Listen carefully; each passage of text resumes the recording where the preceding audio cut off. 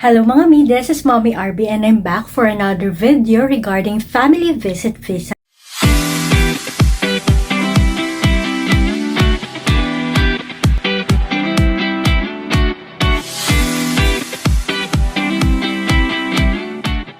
Para po sa mga updated information and videos regarding family visit visa at ilang po mga travel vlogs, pwede po kayo mag-subscribe sa ating channel.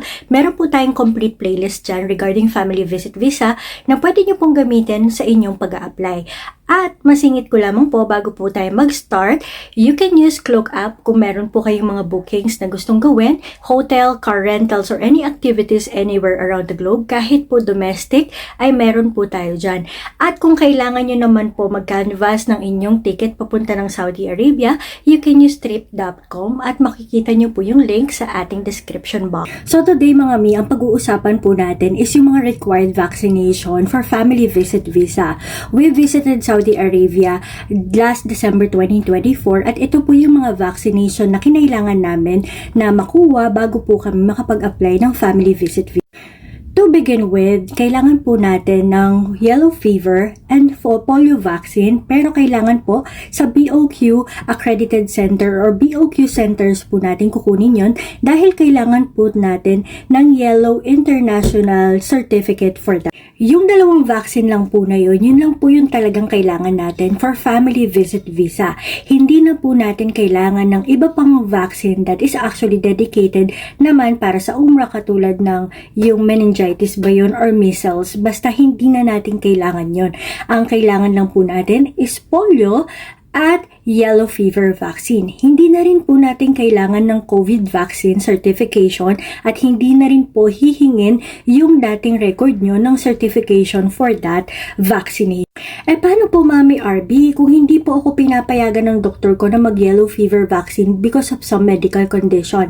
In that case po, you can coordinate with your doctor and coordinate with BOQ para po kayo makakuha ng exemptions na manggagaling mismo sa kanila.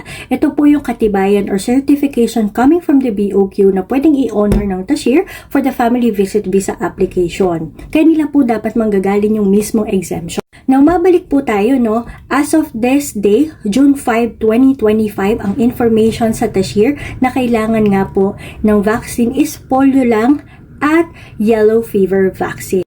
Wala na pong iba. So, wala po kayong dapat i-worry sa ibang vaccine kasi hindi na po yan kailangan. At mabalik po tayo dun sa mga bata, no? Kasi before, nagkakaroon talaga ng confusion kung kailangan ba ng bata magkaroon ng vaccination ng yellow fever at polio kung meron naman na silang polio at bata pa sila to receive daw ng yellow fever vaccine. Actually po, by medical daw, kailangan 9 months old, pwede na pong maturukan ng yellow fever vaccine. However, may exemption po si cashier. I communicated with them through email at sinabi po nila 5 years old below ay pwede pong pwede pong baby book lang ang i-present nyo. So, 5 years old and below ay hindi muna kailangan kahit hindi na magpaturok ng yellow fever at polio vaccine. Pag kayo po ay mag-a-apply for them, kailangan pong dala nyo yung baby book nyo ng bata.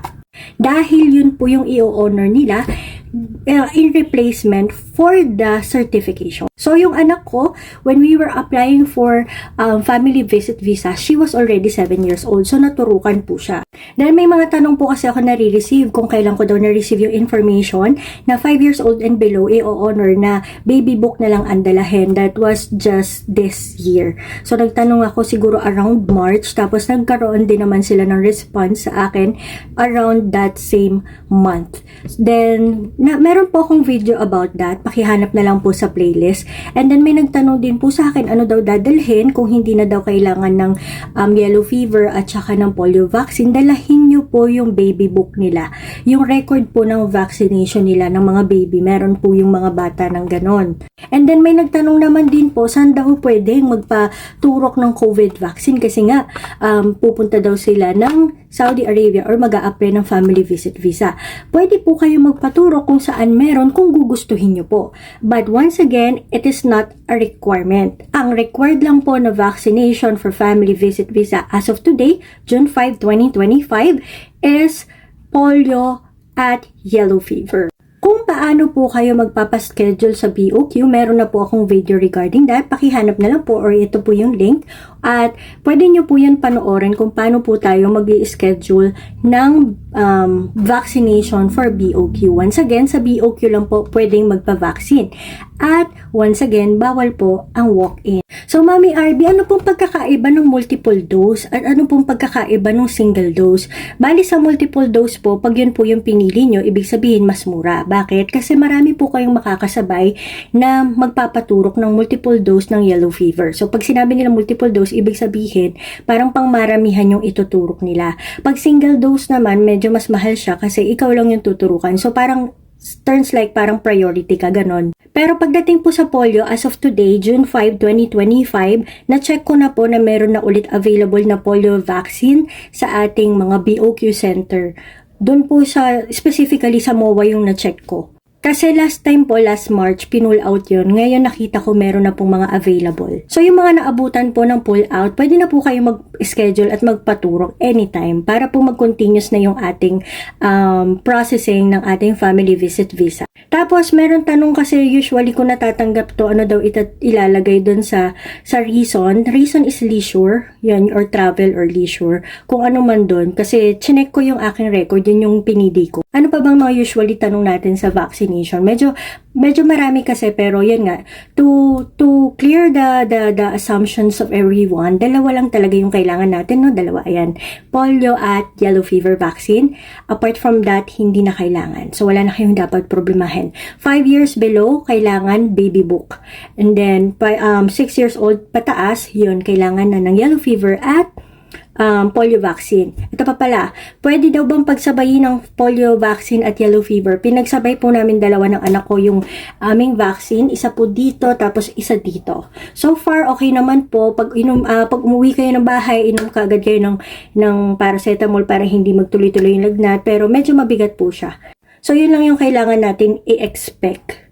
So once again, kung meron po kayong questions, concerns, and clarification, you can simply leave a comment dun po siguro sa mas